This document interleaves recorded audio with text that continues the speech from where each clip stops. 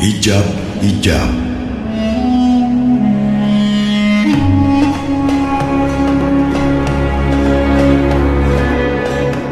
Perjuangan mencari Allah adalah perjuangan maha dahsyat yang hanya mungkin dilakukan oleh pejuang-pejuang tangguh yang tidak kenal kata menyerah.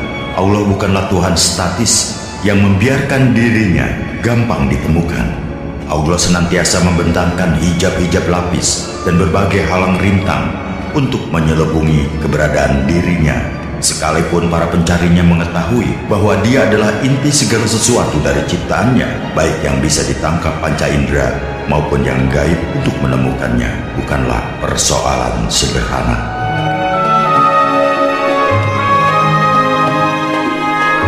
Syekh Siti Jenar tetap menghadapi misteri tidak terpecahkan tentang dia, walaupun telah mengalami pahit dan getir perjalanan hingga terdampar di Malaka. Ia sejauh ini hanya mampu menangkap pengarah keberadaan hijab-hijab yang tidak diketahui batas akhirnya. Bahkan hijab-hijab itu pun baru disadarinya ada setelah melampaui berbagai pengalaman rohani. Setiap hijab gaib tersingkap, ia merasa memperoleh pencerahan baru, bagai ular keluar dari kelongsong kulitnya. Seingatnya, kesadarannya tentang misteri hijab-hijab itu terjadi setelah ia mengenal Aryo Abdillah, sekalipun tidak lebih dari 7 bulan. Aryo Abdillah telah mengenalkan ungkapan-ungkapan sekaligus bukti-bukti tentang hijab-hijab misterius yang menyelubungi rahasia ilahi. Melalui perenungan mendalam, ia akhirnya mampu menangkap keberadaan rahasia hijab ilahi dalam ungkapan metaforik, yaitu dengan ikhtiar 7 samudra, 7 gunung, 7 lembah, 7 jurang, 7 gurun, 7 rimba, dan 7 benteng.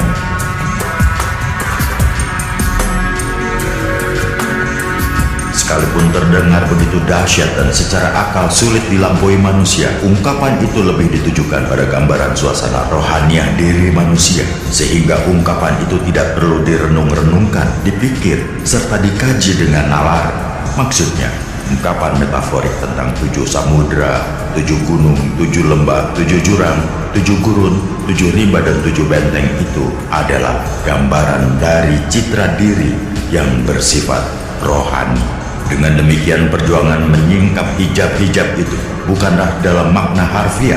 Ungkapan menyeberangi 7 samudra misalnya bukanlah menyeberangi samudra dalam makna konkret, melainkan melintasi 7 samudra rohani yang ada di dalam diri manusia. Ia menyadari bahwa perjuangan terbesar dalam upaya mencarinya adalah melintasi samudra, gunung, lembah, jurang, gurun, rimba, dan benteng yang ada dalam diri sendiri. Karena sesungguhnya itulah lapisan hijab-hijab yang menyelubungi dia, bertolak dari pengalaman rohani dan perenungan yang telah dilakukannya. Ia memahami benar sabda Nabi Muhammad kepada para sahabat ketika kembali dari perang Badar. Kita baru kembali dari perang kecil untuk menuju perang besar, yaitu perang melawan nafsu. Berbagai pengalaman pahit dan getir yang ia lampaui telah mengajarkannya bahwa melawan kehendak nafsu adalah perjuangan paling dahsyat, baik yang ia lihat pada orang-orang yang pernah dikenalnya maupun pada dirinya sendiri. Orang-orang seperti Syekh Abu Al-Mahjubin dan anak-anaknya misalnya adalah gambaran dari hidup terkucil di pulau keakuan yang gersang tanpa mata air dan pepohonan. Mereka adalah gambaran dari orang-orang yang bukan saja tidak mempunyai keinginan melintasi, melainkan juga sangat ketakutan ketika mendengar keberadaan 7 samudra, 7 gurun, 7 gunung, 7 lembah, 7 jurang, 7 rimba, dan 7 benteng. Ia sadar tidak semua orang berani menanggung akibat dari usaha-usaha melintasi 7 hijab itu. Namun sebagai orang yang sudah bertekad bulat mencari dia, maka tantangan dan rintangan seberat apapun akan dilintasinya dengan berbagai risiko, termasuk kehilangan nyawa. Menurut pengalamannya, tantangan awal yang paling berat dan susah adalah melintasi 7 lembah kasal yang berhawa sejuk, ditumbuhi rumput hijau, taman-taman bunga, pohon kemenyan, dan gaharu yang menebar wangi. Sungai, danau, dan burung aneka warna yang merdu bernyanyi. Di lembah ini, para pencari lebih suka menenggelamkan diri di dalam kemalasan naluri kemanusiaannya daripada bersusah-susah beribadah kepadanya. Tantangan kedua yang tidak kalah dahsyat adalah 7 jurang futur yang menganga siap menelan siapa saja yang jatuh ke dalamnya. Siapapun yang melihat ke dasar jurang yang seperti tanpa dasar itu lazimnya akan menjadi lemah pendirian dan runtuh tekadnya untuk meneruskan perjalanan. Bagi para pencari yang masih kuat terpengaruh kehidupan duniawi, 7 jurang futur itu sangatlah menakutkan, sehingga mereka lebih suka tidak melanjutkan perjalanan daripada melintasi dengan resiko tidak pernah kembali. Kebimbang raguan selalu mencekam siapa saja yang mencarinya ketika harus melewati 7 jurang ini.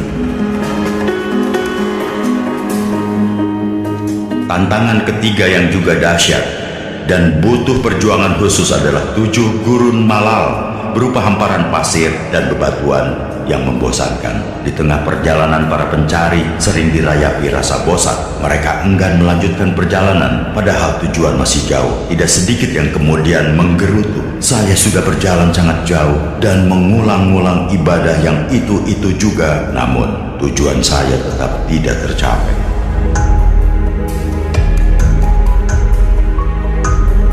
Tantangan keempat yang luar biasa sulit dilampaui adalah 7 gunung ria yang sering menggelincirkan para pencari yang berusaha mendakinya. Para pencari yang mendaki Gunung Ria dengan puncaknya yang tinggi dan selalu diselimuti awan itu cenderung memamerkan kemampuan mereka. Di atas puncak Gunung Ria, para pencari biasanya lupa pada apa yang mereka cari. Mereka terjebak pada kebanggaan dan memamerkan kemampuan, kehebatan, kegagahan, dan keberanian diri sendiri. Bahkan tidak kurang banyak yang terperangkap pada pamrih, sehingga tujuan mereka tidak lagi menuju Allah, tetapi ke surga yang lain dari Allah.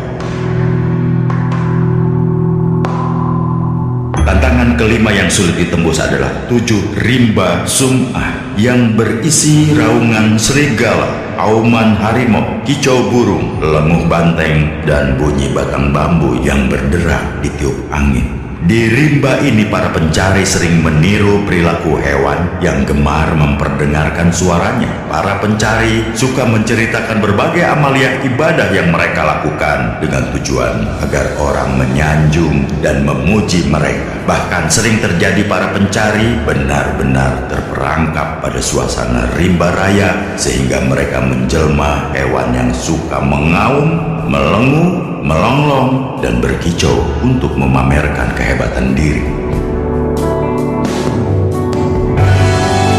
Tantangan keenam yang sulit diseberangi adalah 7 samudra ujub yang bergelombang dahsyat dengan ombak bergemuruh menerpa pantai dan batu karang. Di samudra ini para pencari gampang terpengaruh oleh keberadaan samudra yang bangga dengan kedahsyatan ombaknya yang kuat dan tinggi mencakar langit. Di dalam hati mereka muncul kebanggaan dan puja-puji terhadap diri sendiri. Karena merasa amalnya telah banyak, mereka tidak pernah menduga bahwa saat rasa bangga diri bagi samudra itu mencuat, maka yang terjadi adalah makna perjuangan ibadah mereka hilang, ibarat buih ombak di hamparan pasir pantai.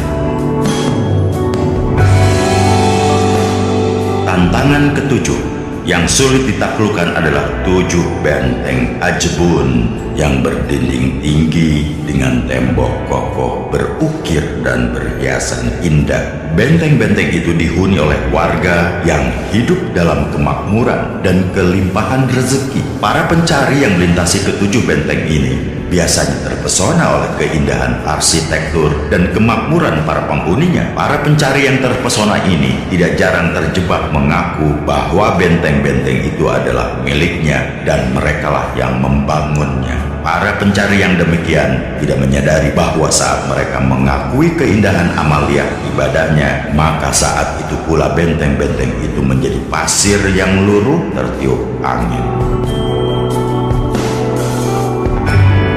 Walaupun telah melalui berbagai pengalaman, Syekh Siti Jenar belum berani memberikan penilaian terhadap perjuangannya selama ini dalam melintasi 7 samudra, gunung, lembah, jurang, gurun, rimba, dan benteng yang terhampar di dalam dirinya. Ia merasa betapa hingga saat ini masih harus bergulat seru untuk menaklukkan keakuan yang terus membayangi semua gerak hidupnya, terutama saat bersinggungan dengan orang lain. Ia masih sering jengkel dan marah kepada diri sendiri karena tanpa sadar ia acap kali terperosok ke rimba sum'ah menceritakan segala amalia ibadah yang telah dilakukannya dengan secuil maksud agar dirinya dipuji.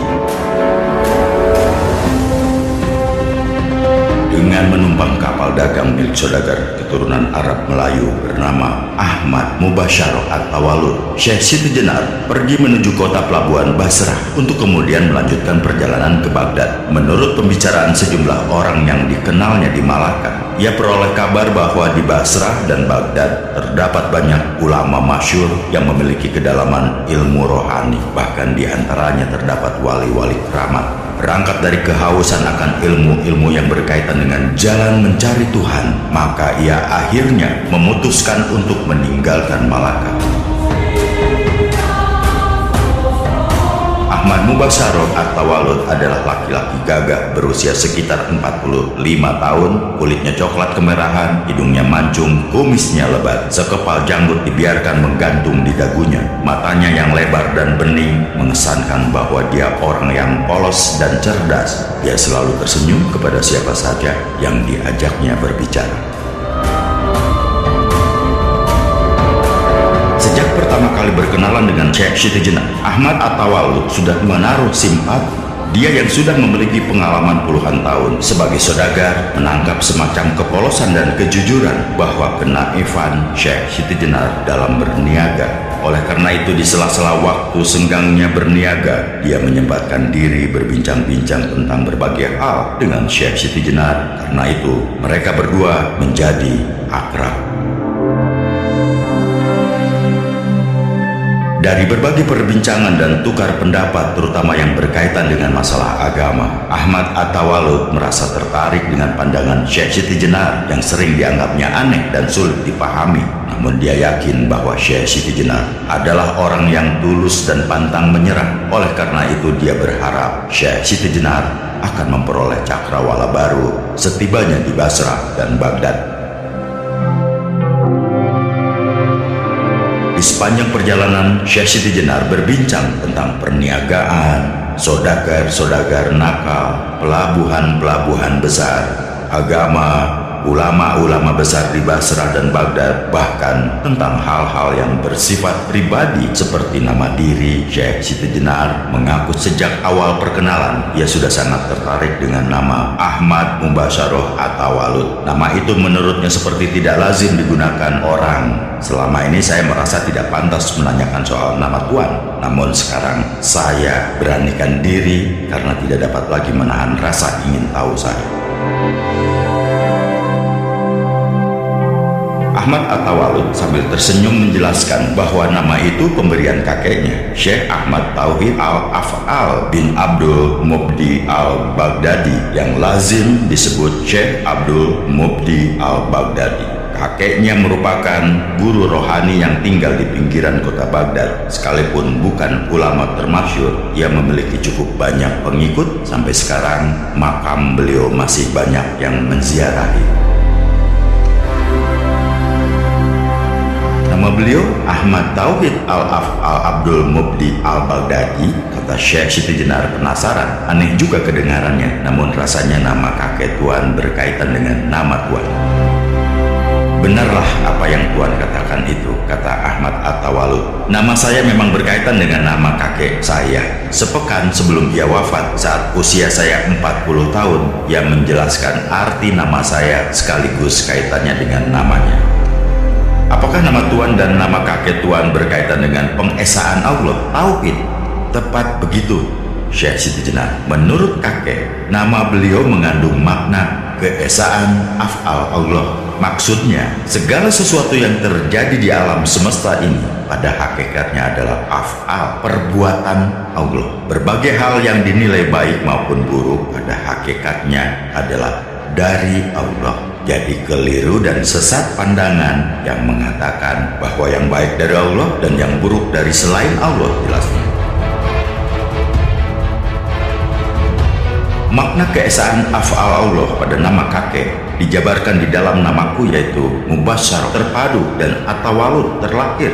Lanjutnya, maknanya af'al Allah harus dipahami dari dalam dan dari luar diri. Saat manusia menggoreskan pena misalnya, disitulah terjadi perpaduan dua kemampuan kodrati yang dipancarkan oleh Allah kepada makhluknya, yaitu kemampuan kodrati gerak tangan dan kemampuan kodrati gerak pena. Disitulah berlaku dalil yang bermakna Allah menciptakan engkau dan segala apa yang engkau perbuat. Inilah makna mubasyarah. Sedangkan atawalud adalah perbuatan yang terlahir. Semisalnya saya melempar batu. Batu yang terlempar dari tangan saya adalah berdasarkan kemampuan kodrati gerak tangan saya.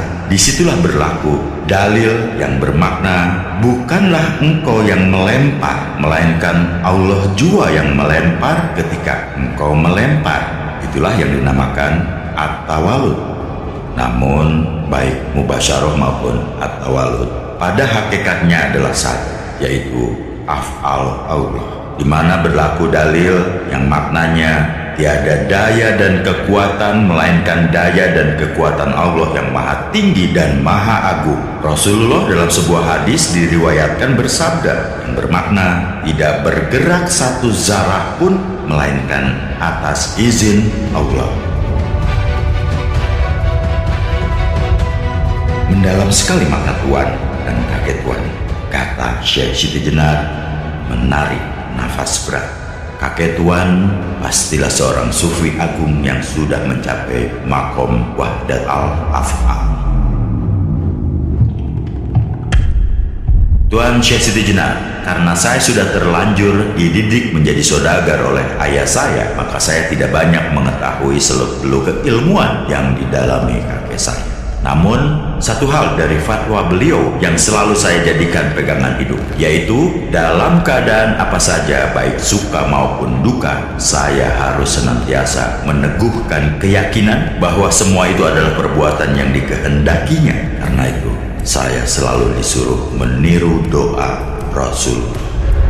Ya Allah, aku berlindung kepadamu dari segala kejahatan yang datang darimu. Ya Allah, aku berlindung kepadamu dari segala kejahatan yang engkau ciptakan. Di sini berarti berlaku dalil, katakan hai Muhammad, segala-galanya adalah dari sisi Allah. Perbincangan dengan Ahmad At-Tawalud telah menambah cakrawala baru bagi pemahaman Syekh Siti Jenar terhadap keesaan af'al Allah. Perasaan dan akal budinya menerima secara utuh kebenaran yang terungkap dari perbincangan itu, yaitu setiap gerak dari segala peristiwa yang tergelar di alam semesta, baik yang terlihat maupun yang tidak terlihat, pada hakikatnya adalah af'al Allah. Namun jauh di kedalaman jiwanya masih terlintas hasrat untuk mengetahui sekaligus merasakan secara nyata bagaimanakah af'al Allah berlangsung.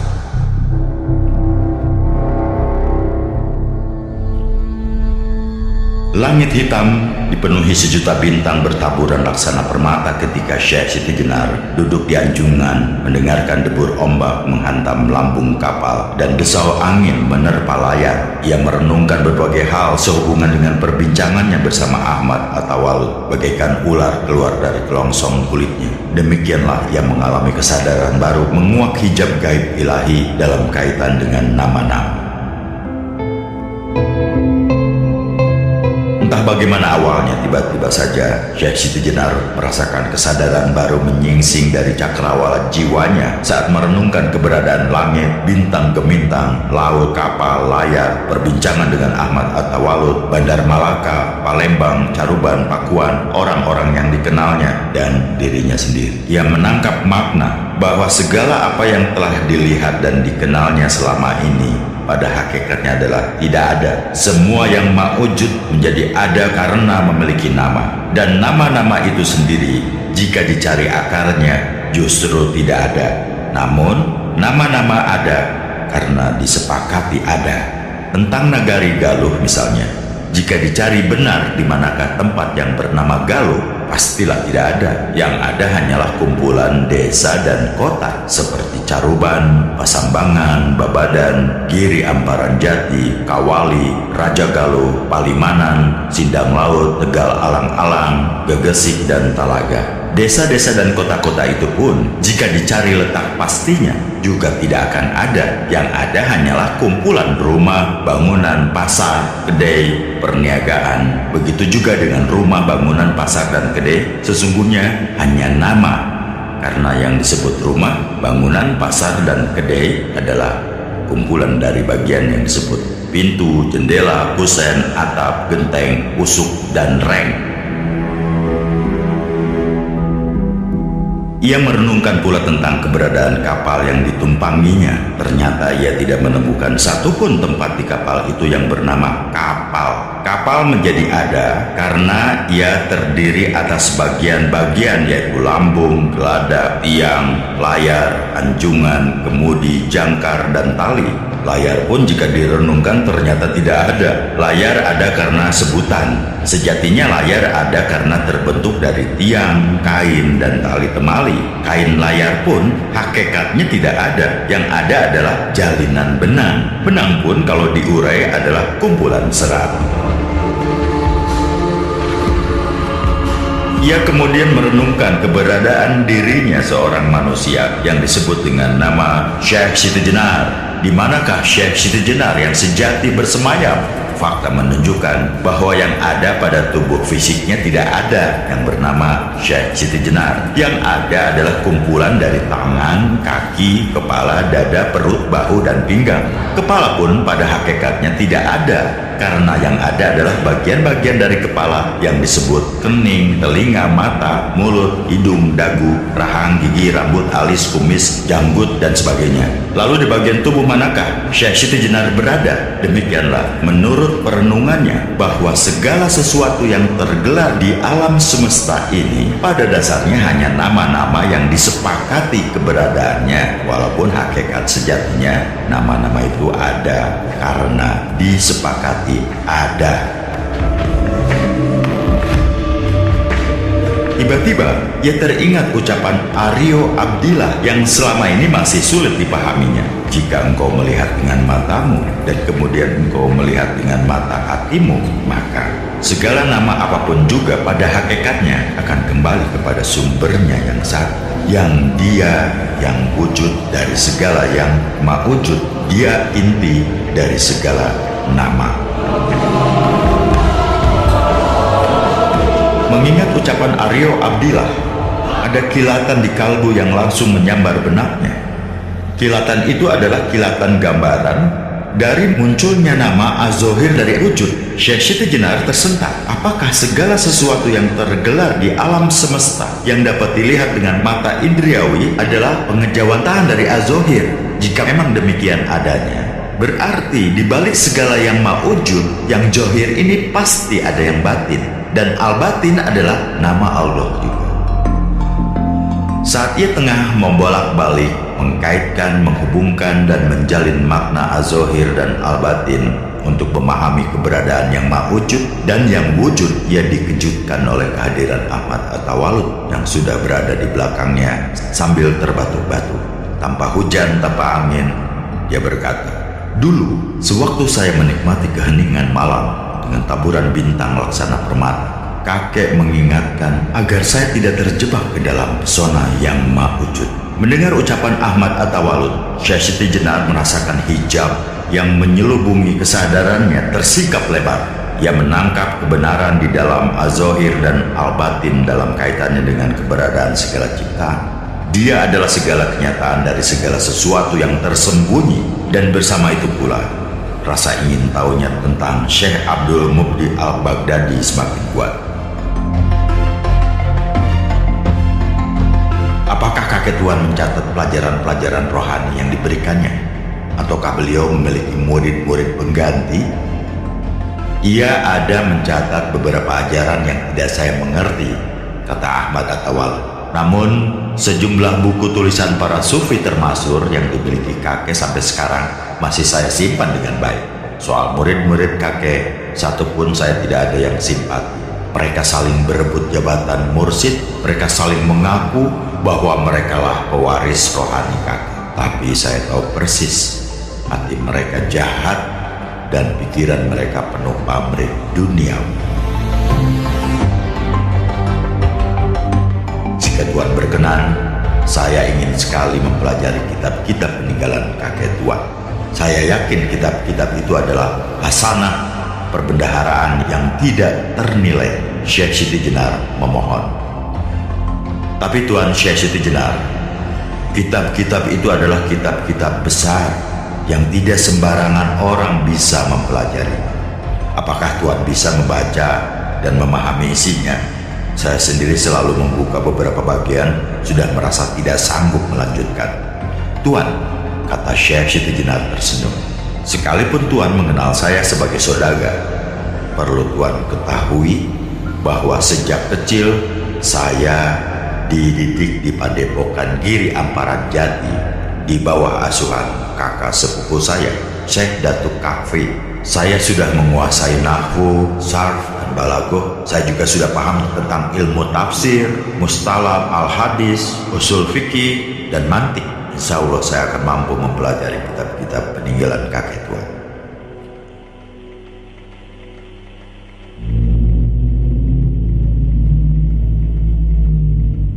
Jika demikian, silakan Tuan mempelajarinya. Saya senang jika ada yang bisa memanfaatkan kitab-kitab warisan kakek saya, terutama orang-orang seperti Tuan yang pandai menyembunyikan keahlian agama. Tuan terlalu memuji. Tidak Tuan, sahut Ahmad At-Tawalud. Saya memang tidak menduga jika Tuan memiliki pengetahuan mendalam tentang agama. Selama ini saya menganggap Tuan sebagai orang yang tidak paham tentang agama kita. Maafkan saya, karena selama ini menilai Tuan sama seperti para saudagar dari negeri Tuan. Mereka masih mencampur adukan kemuliaan Islam dengan pemujaan terhadap berhala. Tuan belum mengenal orang-orang di negeri saya. Sekalipun banyak yang belum memeluk Islam, sebagian di antara rohaniawan mereka memiliki pandangan ketauhidan yang sama dengan Islam. Jelas, Syekh Siti Jenar. Itu yang saya belum tahu, kata Ahmad At-Tawalud heran. Karena itu, saya yakin dalam tempo tidak lama mereka akan beramai-ramai memeluk agama Islam, kata Syekh Siti Jenar.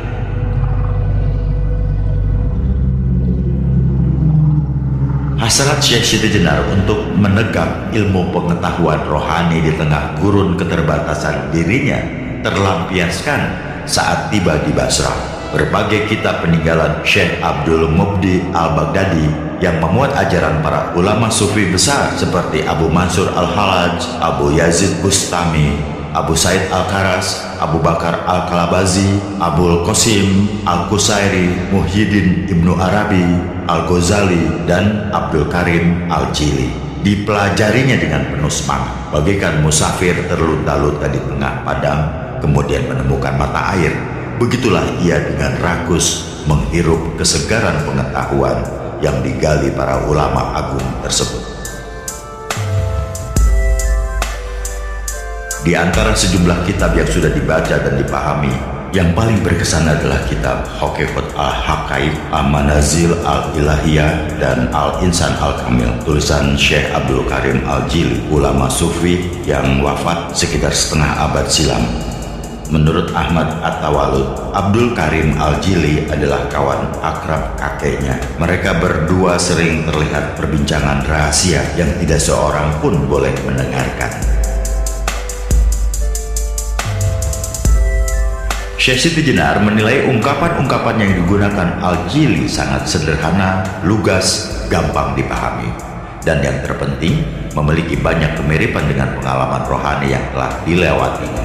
ia seperti tidak pernah bosan membaca ulang, mengkaji, merenungkan dan menghayati ketiga kitab tersebut. Ia semakin merasakan cakrawala pemikiran dan jiwanya terbentang luas dalam memahami hakikat segala sesuatu yang tergelar di alam semesta, terutama yang berkaitan dengan perjalanan menuju Dia yang dihalangi berbagai rintangan dan tantangan luar biasa. Ia benar-benar sangat rindu mengenal sekaligus merasakan sentuhan kebenaran ilahi, af'al, asma, sifat, dan zat. Getaran kerinduan yang semakin mencekam jiwa itu ternyata membawanya ke sebuah pengalaman baru. Hal itu dialaminya setelah ia tinggal lebih dari sebulan di rumah Ahmad At-Tawalud. Ketika pertama kali datang ke Basra, Syekh Siti Jenar diperkenalkan dengan Ibunda Ahmad At-Tawalud yang bernama Siti Faila Irun, seorang perempuan Melayu berusia sekitar 65 tahun. Perempuan setengah baya yang ramah itu menyambut kehadiran Syekh Siti Jenar dengan penuh sukacita. Dia senang bertemu dengan orang sebangsanya yang bisa diajak berbicara tentang berbagai hal, terutama tentang negeri Malaka dan Jawa. Mereka sudah bertahun-tahun menjadi warga kota Basrah. Ibunda Ahmad At-Tawalud belum paham benar dengan bahasa Arab yang digunakan di sana.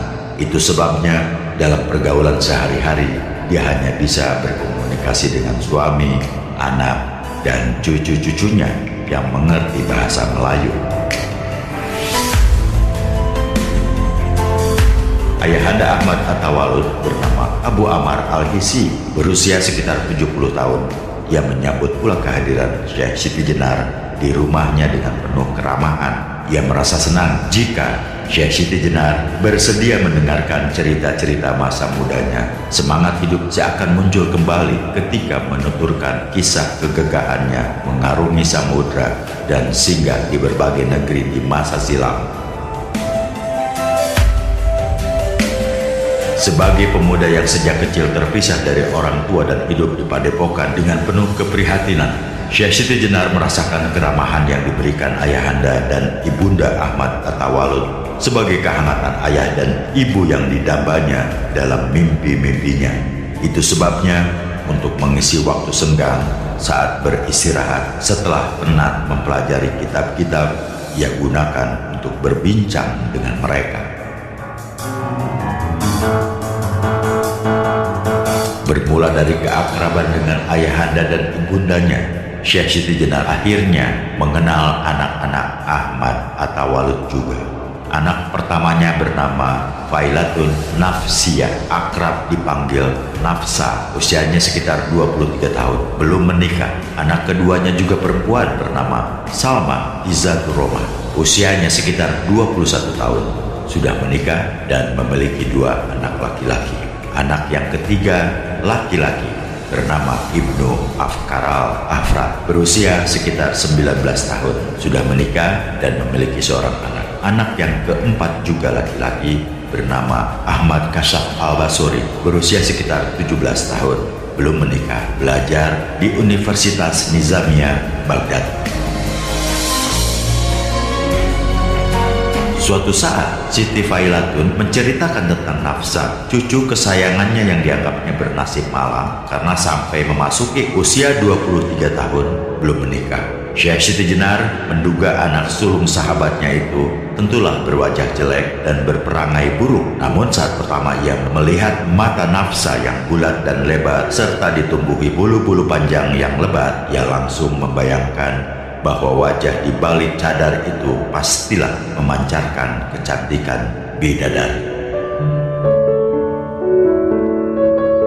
Syekh Siti Jenar tidak pernah menduga, apalagi membayangkan akan terperangkap ke dalam pesona keindahan sesuatu selain dia.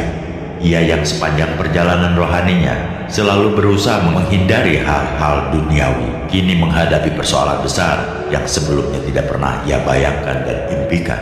Sebelumnya ia selalu berhasil mengusir berbagai bayangan bandawi yang memasuki alam pikiran dan mahligai jiwanya. Kini setelah melihat mata Nafsa, yang indah dan bercahaya seperti kilauan bintang. Ia merasakan perubahan besar terjadi pada dirinya. Citra keindahan mata Nafsa tiba-tiba sering memasuki ingatannya saat ia sholat, zikir, tafakur, membaca buku, makan, minum, bahkan saat mengambil wudhu dan terutama menjelang tidur. Syekh Siti Jenar heran dengan perubahan dirinya. Bagaimana mungkin ia yang selama ini selalu tenang menghadapi berbagai halangan dan rintangan kehidupan, tiba-tiba saja sering dicekam resah dan gelisah. Rasa itu baru mereda ketika ia melihat atau sekedar membicarakan ini dan itu tentang Nafsa. Ia merasakan betapa jiwanya mendadak terbang ke angkasa, laksana elang yang kesunyian menjerit dalam kepahitan jiwa yang mendamba kehadiran sang betina. Nafsa adalah perempuan pertama yang keindahan matanya telah membawa kesadaran Syekh Siti Jenar ke taman asmara yang penuh bunga mewangi dan rerumputan harum. Keindahannya telah membius kesadaran Syekh Siti Jenar ke dunia asing yang sebelumnya tidak pernah dirasakan dan dikenalnya. Ia melihat pelangi membentang di dalam pancaran mata Nafsa. Cahayanya yang berwarna-warni memasuki relung-relung jiwanya. Sadar bahwa dirinya sedang terperangkap dalam pesona yang selain dia, Syekh Siti Jenar berusaha menghapus citra Nafsa dari pikiran dan perasaannya dengan berbagai cara. Pesona itu telah mengganggu perjalanan rohaninya. Namun, laksana matahari terbit dari ufuk timur setiap pagi, begitulah citra keindahan Nafsa terbit di fajar kehidupannya, menyinari kegelapan jiwa dan mengusir embun dingin dengan kehangatan cinta. Jiwanya tiba-tiba menjelma taman indah dengan kicau burung, dengung lebah, gemericik air sungai, desau angin, goyang bunga-bunga, dan harum rerumputan. Makin kuat ia berjuang menghalau keindahan Nafsa dari relung-relung ingatan dan mahligai jiwanya. Makin hanyut ia ke pusaran sungai kerinduan yang bermuara ke samudra cinta. Pikirannya terbang ke angkasa, melintasi awan hayalan, menggapai rembulan dan bintang gemintang, dan bagaikan burung patah sayap. Begitulah ia merasakan dirinya terkapar tanpa daya melihat hayalnya terbang ke angkasa, bermadu kasih dengan bayangan Nafsa, bidadari jiwanya.